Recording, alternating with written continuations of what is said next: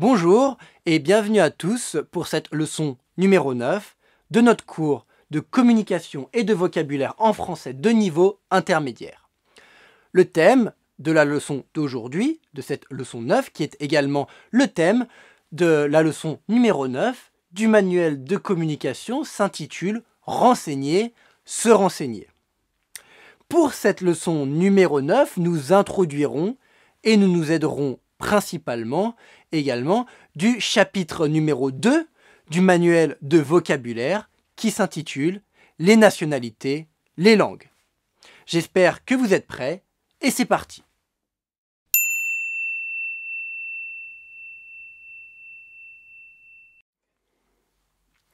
La destination. La destination est l'endroit où l'on part. Comme par exemple, lorsque l'on part en vacances, la destination de nos vacances est tout simplement cet endroit où l'on va pour nos vacances. Lorsque l'on part donc quelque part, lorsque l'on dit quelque part, on dit c'est donc quelque part réfère à un endroit indéfini, on ne sait pas où c'est, on dit simplement quelque part. Donc lorsque l'on part quelque part, on doit avoir une destination, c'est-à-dire un endroit où l'on part. La destination, c'est l'endroit où l'on part, comme par exemple l'endroit où l'on part en vacances. La destination de nos vacances est l'endroit où l'on part en vacances. Un continent. Ce que l'on appelle un continent, en français, est une grande surface de terre. C'est un grand morceau de terre sur lequel on peut trouver, par exemple, plusieurs pays. L'Europe, par exemple, est un continent. En Europe, on peut donc trouver différents pays, comme par exemple la France ou la Belgique. La France et la Belgique, se trouvent en Europe. Ce sont des pays qui font partie de ce continent que l'on appelle l'Europe. Un autre continent, par exemple, pourrait être l'Amérique du Sud. L'Amérique du Sud. En Amérique du Sud, on peut trouver plusieurs pays, comme par exemple le Brésil, l'Argentine ou encore le Chili. Le Brésil, l'Argentine et le Chili sont trois pays qui se trouvent en Amérique du Sud.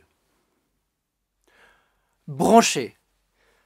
Brancher, le verbe brancher, lorsque l'on utilise le verbe brancher, en français, ça signifie que quelque chose nous intéresse beaucoup. Par exemple, si je demande à quelqu'un « Est-ce que ça te branche de venir chez moi ?»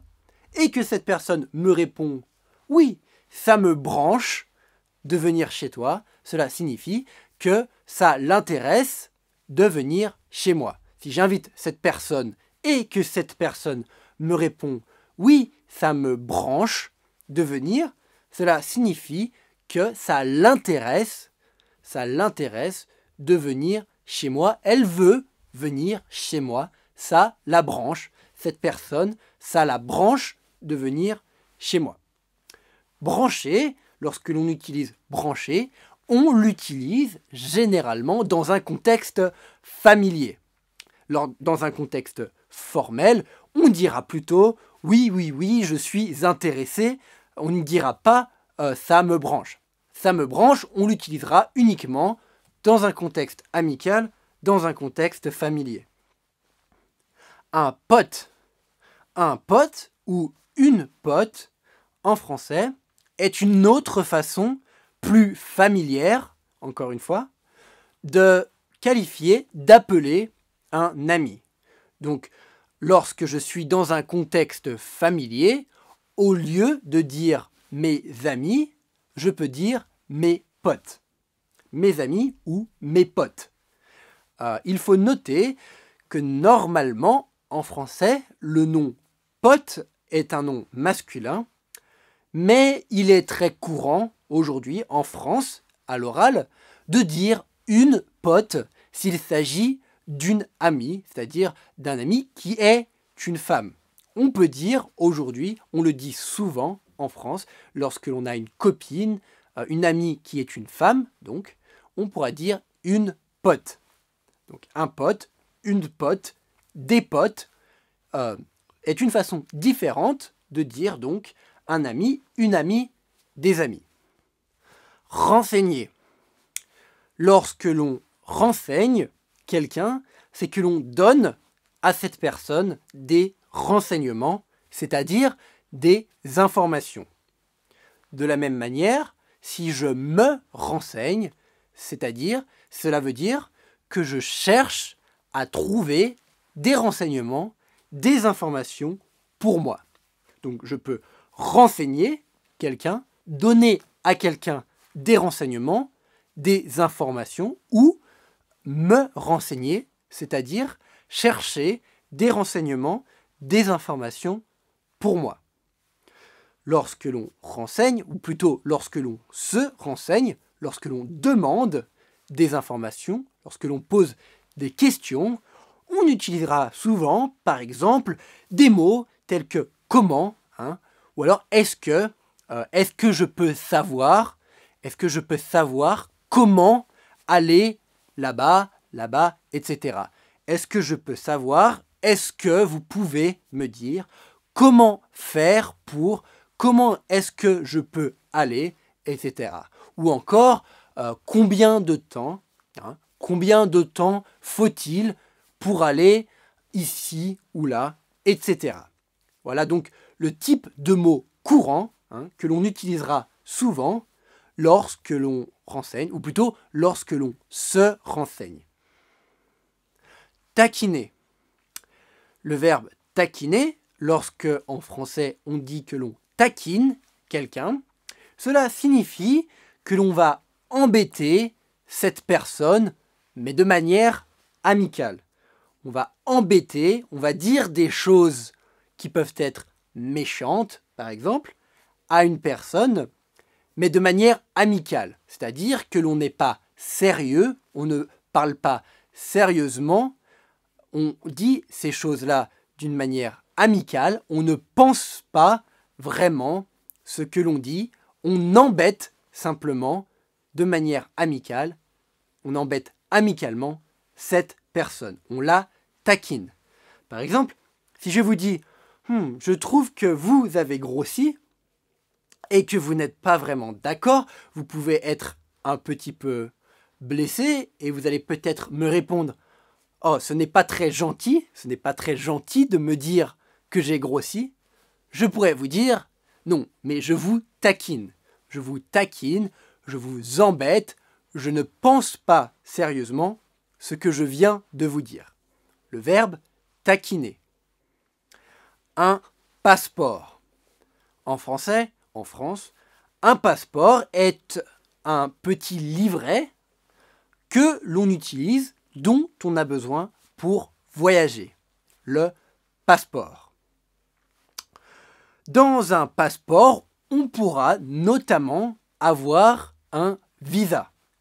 Un visa, c'est un morceau de papier qui est collé dans son passeport, dans notre passeport, qui nous permet de voyager, qui nous permet d'entrer dans un pays étranger.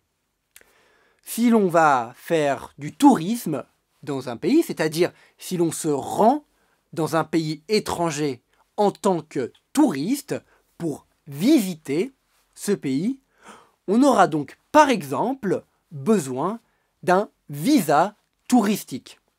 Si je veux aller visiter la Chine, par exemple, j'aurai besoin d'un visa touristique pour venir faire du tourisme en Chine, pour venir visiter la Chine. Valable. En français, si je dis par exemple que mon visa touristique pour la Chine, par exemple, si je suis allé en Chine pour visiter, pour faire du tourisme et que j'ai donc un visa touristique, si je dis que mon visa est valable, cela signifie que mon visa donc, est encore valide, que je peux utiliser mon visa pour voyager en Chine. Au contraire, si mon visa n'était plus valide, n'était plus valable, je devrais retourner en France car je n'ai plus le droit de voyager avec mon passeport, avec ce visa. Il n'est plus valable. L'adjectif valable. Gratuit, l'adjectif gratuit, en français, signifie que l'on n'a pas besoin de payer. Par exemple, si un article dans un magasin est gratuit, cela signifie que l'on peut prendre cet article sans payer. Il est gratuit, on n'a pas besoin de dépenser de l'argent, on n'a pas besoin de payer pour prendre cet article. Filer. En français, lorsque l'on utilise le verbe filer dans un contexte familier, cela signifie que l'on veut dire que l'on est en train de partir ou que l'on veut partir. Si je dis par exemple « je dois filer », cela veut tout simplement dire que je dois partir. Je dois filer, je dois partir. Je file, je pars. Tu files, tu pars, etc. Dans un contexte familier, on peut donc utiliser le verbe filer pour dire que l'on veut partir. Un texto, ce que l'on appelle un texto, en français, est un message par texte, est un message que l'on envoie avec son téléphone portable par texte. On appelle cela un texto. Un texto, c'est donc un SMS. C'est la même chose.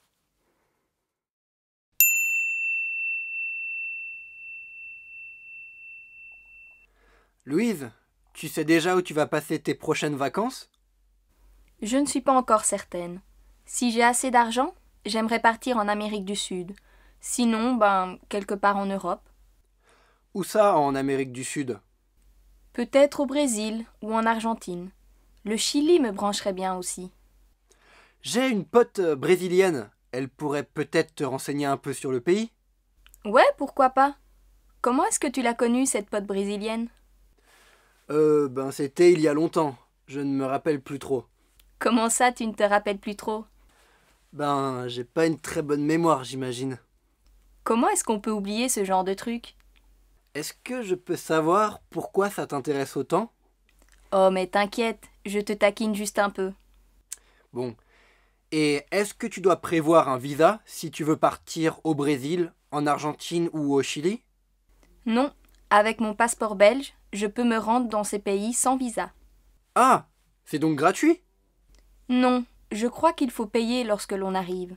Ensuite, ils te donnent un visa touristique. Et le visa est valable combien de temps ? 90 jours ou 3 mois. Ça dépend des pays. Ah, d'accord. Bon, écoute, je dois filer. Je t'enverrai le numéro de ma pote brésilienne par texto. Ça marche. Merci et à plus. À plus.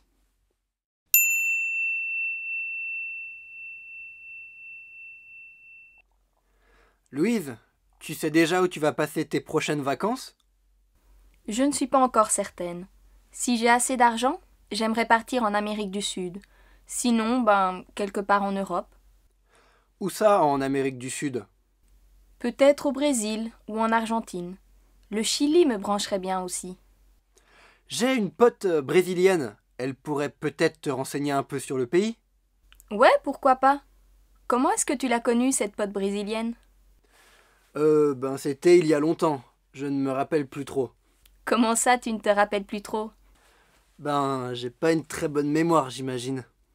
Comment est-ce qu'on peut oublier ce genre de truc ? Est-ce que je peux savoir pourquoi ça t'intéresse autant ? Oh, mais t'inquiète, je te taquine juste un peu. Dans ce dialogue numéro 1 de cette leçon numéro 9, Adrien et Louise discutent de la destination de leurs prochaines vacances. Adrien demande donc dans un premier temps à Louise si elle sait déjà où elle va passer ses prochaines vacances. Ici, Adrien demande donc où est-ce que tu vas passer, est-ce que tu sais où tu vas passer tes prochaines vacances. On peut donc utiliser le verbe passer, ici en français, de la même manière que si l'on disait passer du temps. Le temps qui passe, passer du temps dans un endroit. On peut dire en français, je passe du temps dans cet endroit. Donc, de la même manière, de la même façon, on pourra dire en français que l'on passe ses vacances quelque part. Que l'on passe ses vacances en France, par exemple, que l'on passe ses vacances en Chine. Passer du temps quelque part, on pourra donc dire que l'on passe ses vacances dans un endroit. Louise explique donc ensuite à Adrien que si elle a assez d'argent, elle aimerait bien partir en Amérique du Sud. En revanche, si elle n'a pas assez d'argent, comme elle l'explique, elle dit qu'elle partira sûrement quelque part en Europe. Quelque part en Europe. Ici, lorsque Louise dit quelque part, elle explique donc qu'elle partira dans un endroit en Europe, donc dans un pays, mais un pays qui n'est pas encore défini.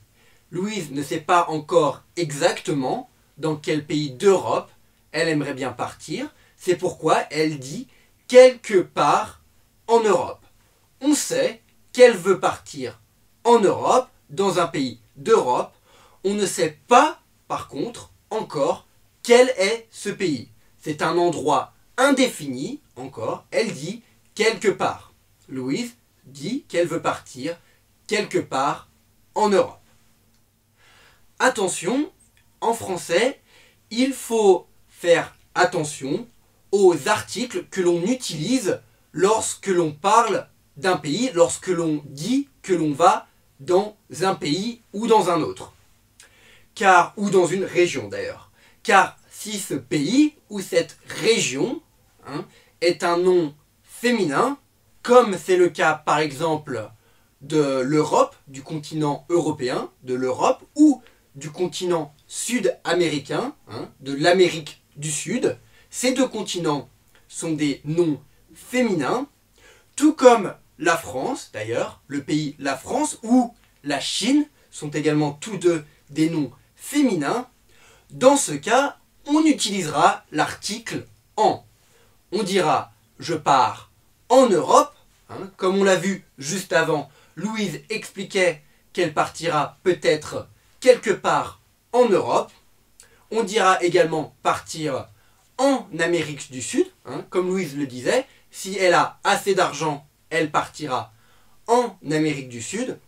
On pourra également dire partir en France, passer ses vacances en France ou passer ses vacances en Chine. En revanche, si le nom de la région ou du pays est un nom masculin, on utilisera plutôt l'article o. C'est le cas par exemple du Japon. Yuben. Si l'on veut passer ses vacances au Japon, on utilisera donc l'article o. Je pars au Japon. Je vais passer mes vacances au Japon. On a vu donc les deux articles en, si c'est un nom de pays ou de région féminin, au, si c'est un nom de pays ou de région masculin. Une dernière chose, cependant, si le nom de la région ou du pays est un nom pluriel, comme c'est le cas des États-Unis, Meiguo, on utilisera l'article au, A-U-X. On dira je pars aux États-Unis, je vais passer mes vacances aux États-Unis.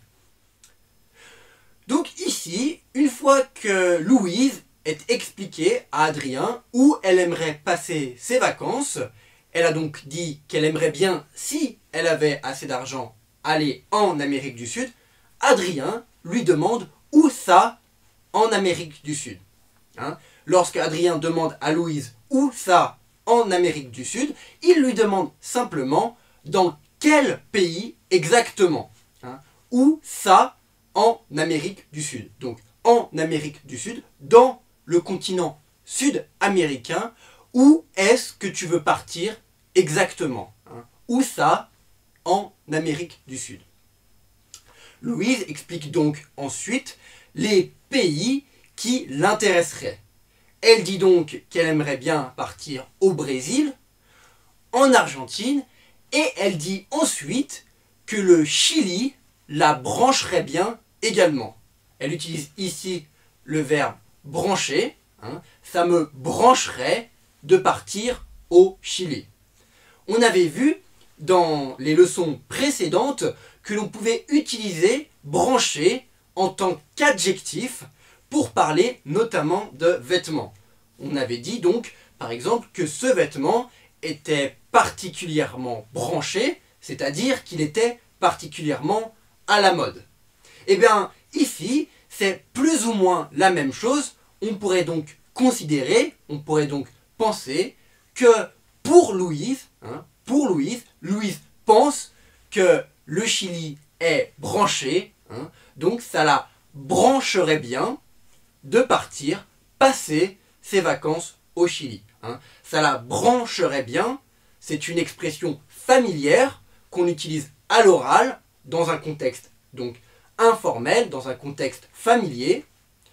On dit donc ça me brancherait bien, c'est-à-dire ça m'exciterait, je serais content, j'aurais bien envie de partir passer mes vacances au Chili. Ça me brancherait bien. Le verbe brancher. Adrien explique ensuite à Louise qu'il a une pote brésilienne. Il a une pote brésilienne et il dit à Louise que cette pote brésilienne pourrait la renseigner. La, hein, c'est-à-dire Louise. Adrien dit « J'ai une pote brésilienne, elle pourrait te renseigner. » Donc, première chose, une pote, comme on l'a déjà vu dans le vocabulaire, est une amie. Hein. C'est un mot familier qu'on utilise souvent à l'oral en français dans un contexte informel pour dire ami. Une pote brésilienne, c'est une amie brésilienne. Et Adrien ajoute donc, cette amie brésilienne pourrait te renseigner. Hein. En français, lorsque l'on utilise le verbe renseigner, on peut dire renseigner quelqu'un ou se faire renseigner par quelqu'un. Donc par exemple, si je donne des renseignements à quelqu'un, par exemple à vous, je peux dire je vous renseigne. Mais par contre, si vous me donnez des renseignements, vous me renseignez. Donc la pote brésilienne d'Adrien peut renseigner Louise, elle peut donner des renseignements à Louise. C'est pourquoi lorsqu'Adrien s'adresse à Louise ici, il dit elle peut te renseigner. Hein. Renseigner quelqu'un ou se faire renseigner. Ensuite, Louise demande à Adrien comment est-ce qu'il a connu cette pote, donc cette amie brésilienne. Elle demande à Adrien comment est-ce que tu l'as connue, cette pote brésilienne. Comment, hein, comme on l'a déjà vu, comment, c'est-à-dire Louise demande à Adrien de lui donner des précisions, de lui donner plus de détails sur comment, hein, comment est-ce qu'il a connu, c'est-à-dire comment est-ce qu'il a rencontré son amie, sa pote brésilienne. Malheureusement, Adrien dit qu'il ne se rappelle plus trop car c'était il y a longtemps. Louise ajoute donc ensuite « Comment ça, tu ne te rappelles plus trop ?» Comment ça, hein, ici, lorsque l'on dit « Comment ça ?» c'est-à-dire Louise ici indique à Adrien qu'elle aimerait bien avoir plus d'informations encore, qu'Adrien lui explique comment ça, c'est-à-dire comment c'est possible qu'il ne se rappelle plus trop. Hein. En français, lorsque l'on dit « Comment ça ?»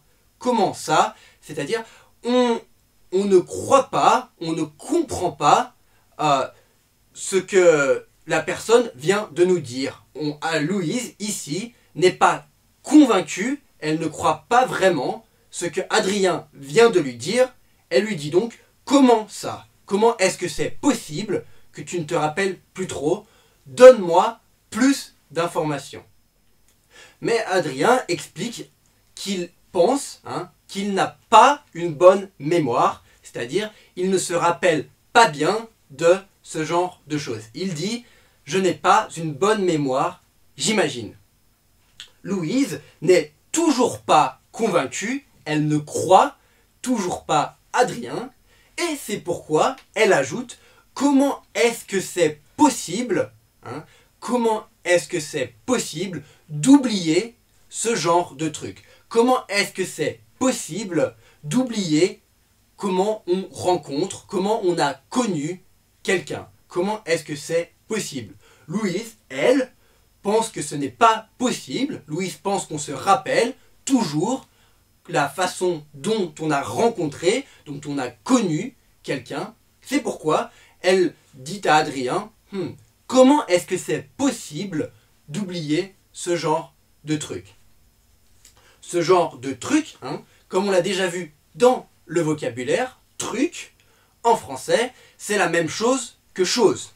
Ce genre de truc, c'est la même chose que ce genre de chose. Donc évidemment, truc, ici, réfère au fait qu'Adrien est oublié, réfère à la façon dont Adrien a connu, rencontré son ami, sa pote brésilienne. Truc, ici, c'est la façon dont Adrien a rencontré son amie brésilienne.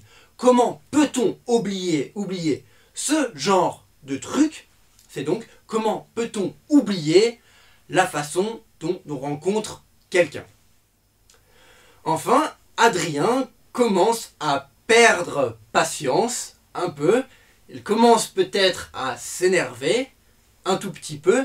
Et c'est pourquoi il demande à Louise « Est-ce que tu peux m'expliquer pourquoi ça t'intéresse autant pourquoi ça t'intéresse autant la façon dont j'ai rencontré mon amie brésilienne? Est-ce que tu peux m'expliquer? Est-ce que tu peux me dire pourquoi tu veux savoir tout ça? Pourquoi ça t'intéresse autant? Louise, donc, qui voit probablement qu'Adrien est en train de s'énerver, qu'Adrien est en train de perdre patience un peu, lui répond donc « Oh, mais t'inquiète, t'inquiète, c'est-à-dire ne t'inquiète pas, t'inquiète, je te taquine juste un peu. Je te taquine, comme on l'a vu dans le vocabulaire, lorsque l'on taquine quelqu'un, c'est que l'on embête cette personne, mais sans vouloir lui faire du mal, sans être sérieux. On embête cette personne, on lui dit des choses qui peuvent l'embêter, des choses qui peuvent être méchantes parfois, mais on n'est pas sérieux, on le fait pour rigoler.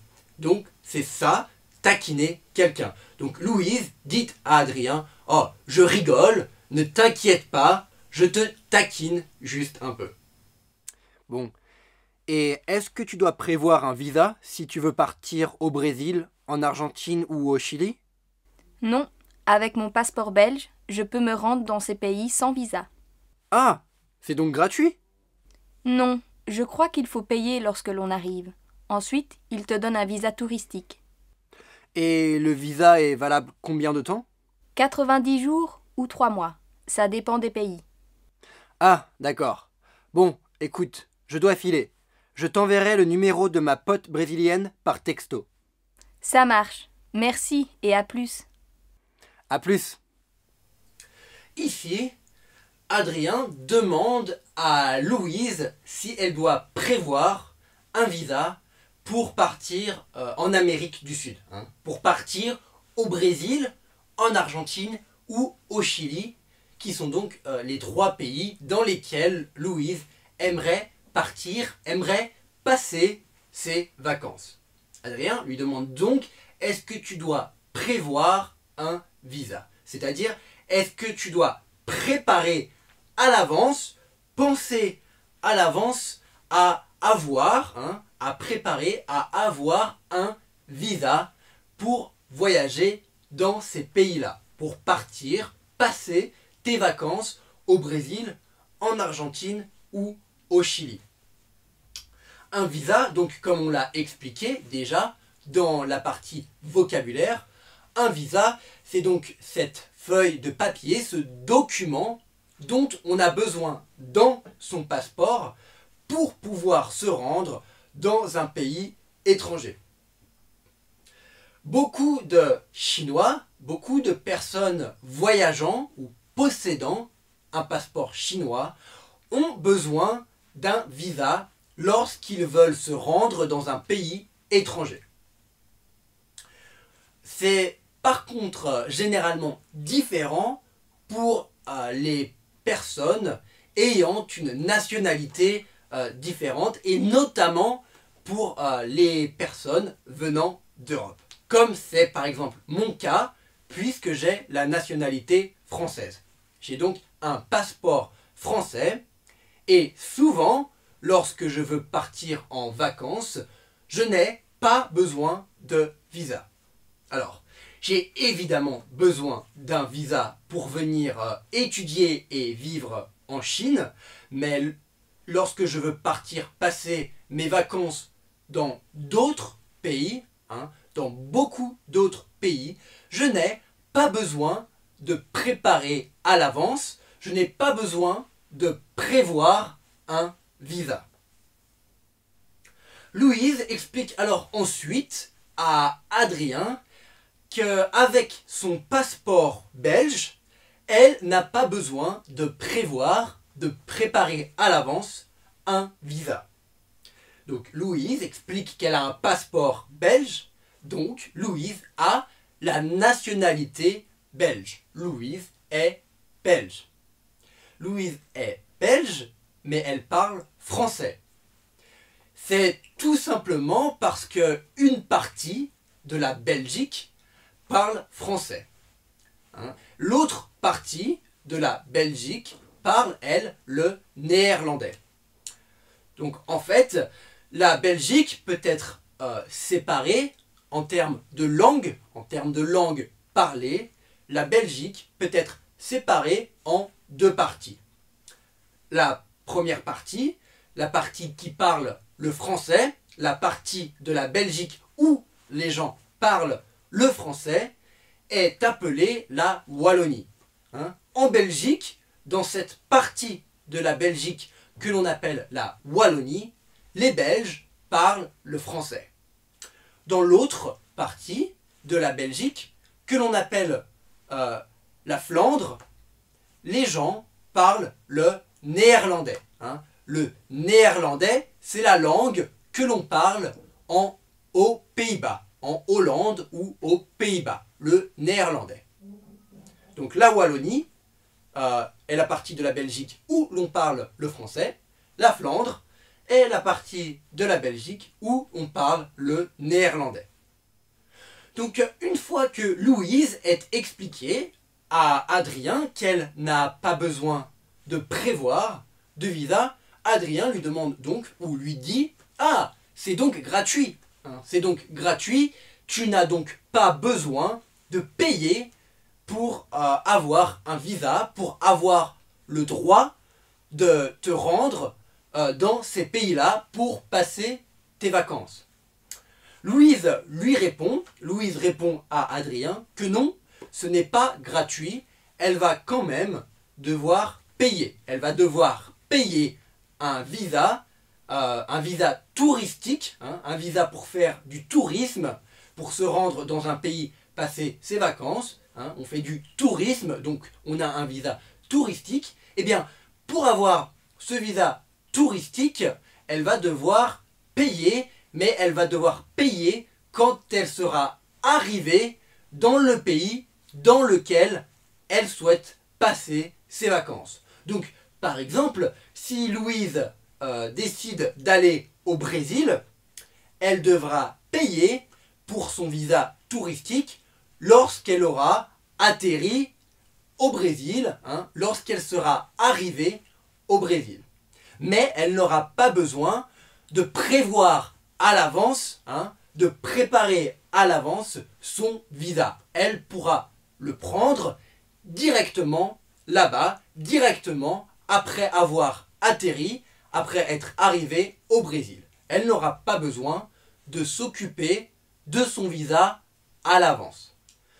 C'est la raison donc pour laquelle Louise explique que il te donne un visa touristique lorsque tu arrives dans le pays. Il, ici, lorsque Louise dit il, le pronom il réfère aux autorités du pays. Par exemple, si Louise décide d'aller au Brésil et qu'elle dit il te donne un visa, hein, dans cette phrase ici du dialogue, lorsqu'elle dit il te donne un visa touristique, eh bien ce sont les autorités, hein, la police, les autorités, les gens du Brésil, les Brésiliens qui contrôlent les passeports, qui contrôlent la frontière brésilienne. Donc ces personnes-là qui s'occupent de la sécurité, lui donneront à Louise